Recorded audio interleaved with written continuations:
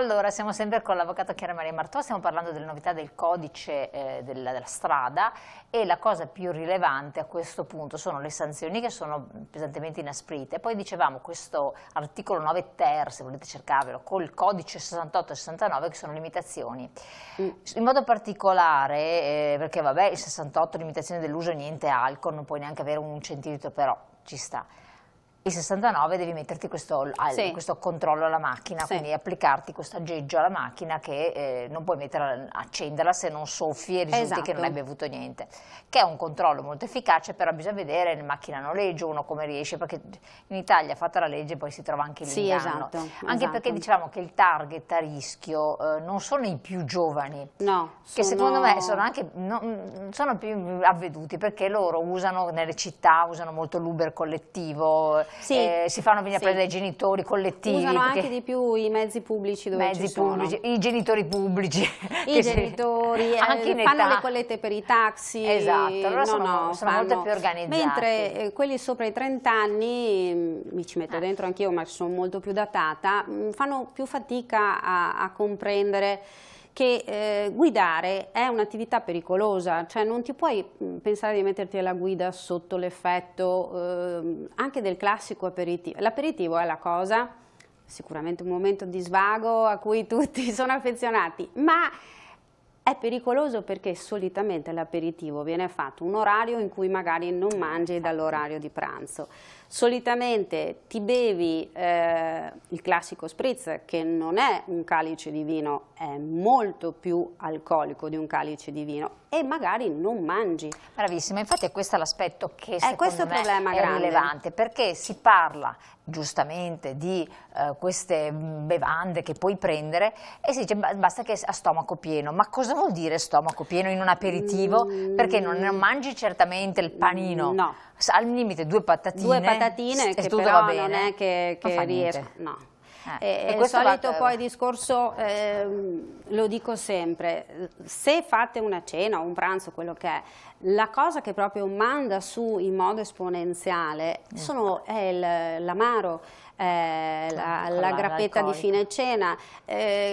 Dunque d'estate si usa tantissimo, per carità è fresco e anche buono, ma il limoncello è alcol, siamo sopra i 20 gradi, cioè nel momento in cui io ho già fatto una cena o un pranzo dove ho già bevuto magari quei 2-3 calici di vino, quindi magari fino a quel punto io non sono ancora oltre la soglia consentita, ma ci butto sopra un super alcolico.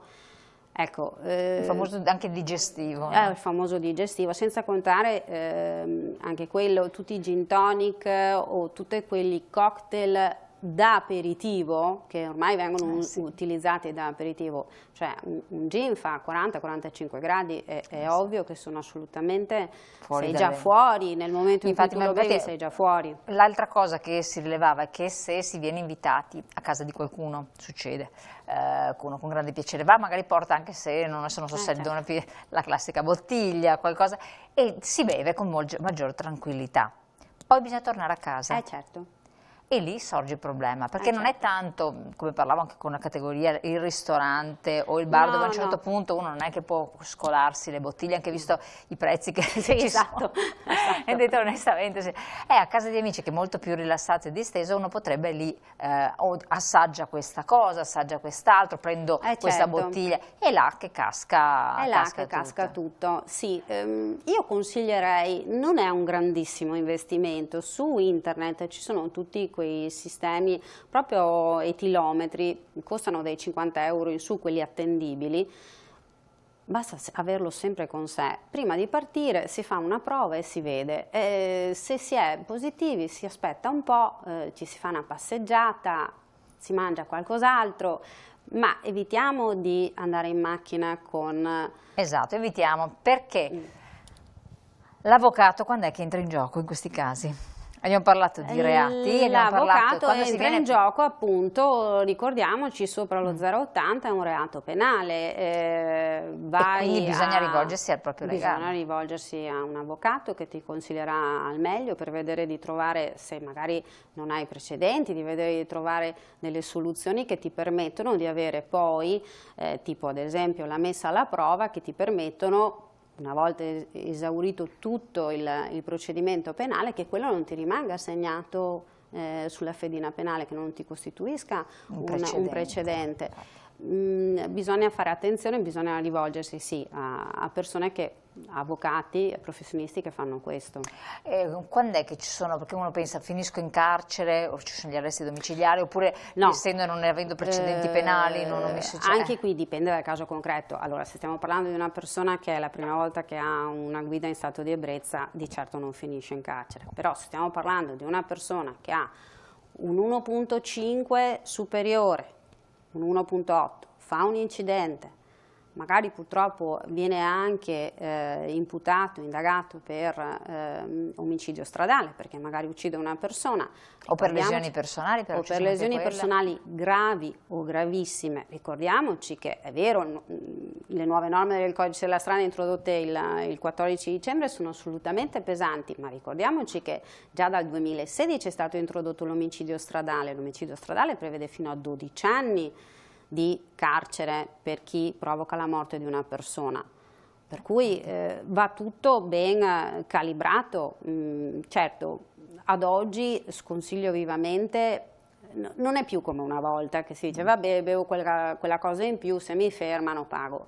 No, si hanno delle ripercussioni sia a livello penale che a livello civile. Attenzione, altra cosa prima che me ne dimentichi, quando fate la vostra polizza assicurativa, attenzione, che sia precisato che la compagnia assicurativa paga anche in caso di accertata stato di ebbrezza del conducente, perché ci sono certe polizze, e purtroppo le vedo, quelle che costano poco, perché è ovvio, ognuno di noi dice ma cerco di risparmiare qua, cerco di risparmiare là.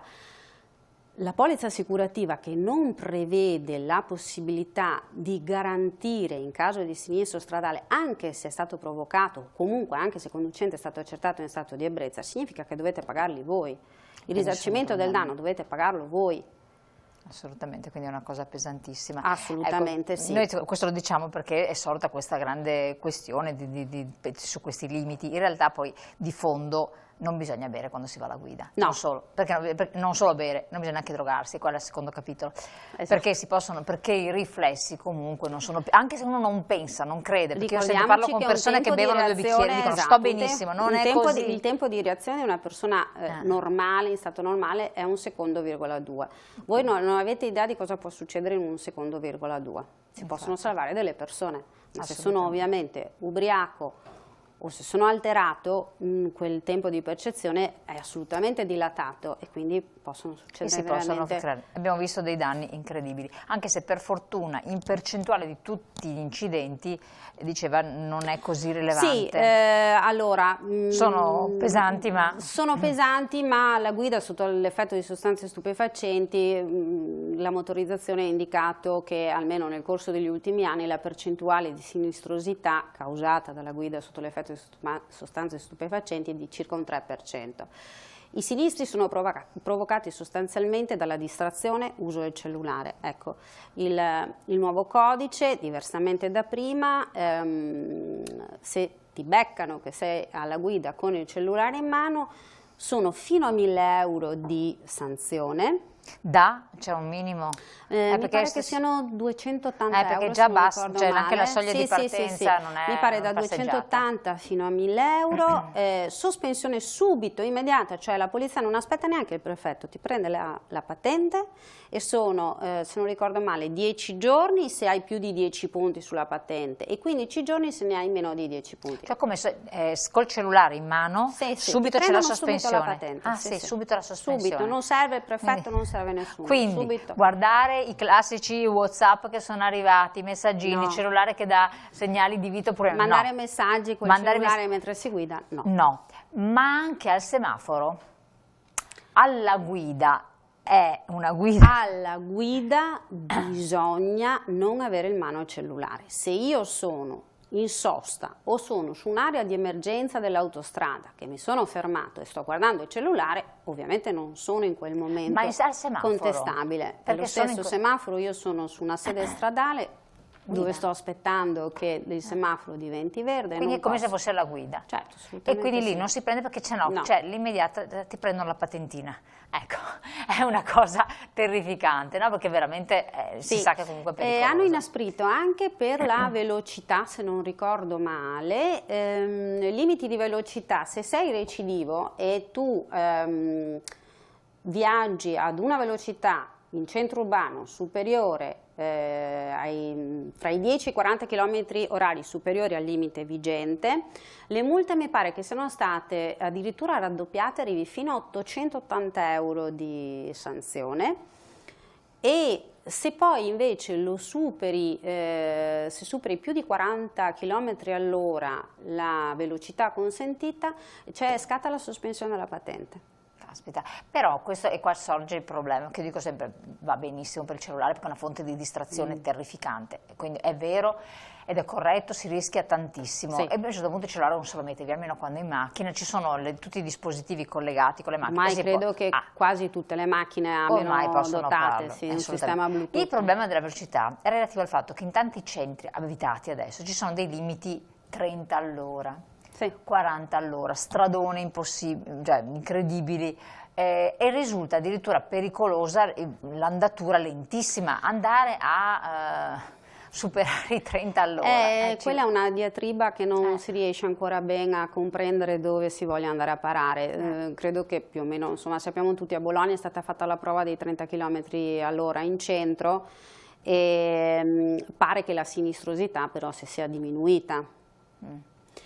Poi è anche vero che in certe zone dove magari sei su una strada di scorrimento veloce, imporre un 30 km all'ora dove va più veloce di te la bicicletta diventa quasi assurdo.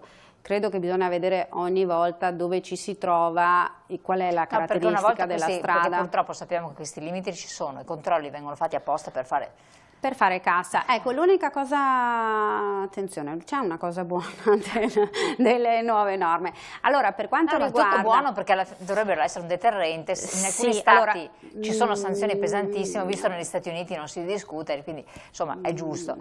Sì, decisamente giusto. Ci sono dei correttivi da fare in corso d'opera. Sicuramente sì. Qual è l'unica cosa che lei reputa? Allora, la cosa buona è che avete presente quelle situazioni in cui c'è il centro storico con la ZTL e che magari tu attraversi la ZTL e che poi nella stessa giornata nel giro di mezz'ora ne attraverso e che tu ti prendi 15 multe, eccetera. Bene.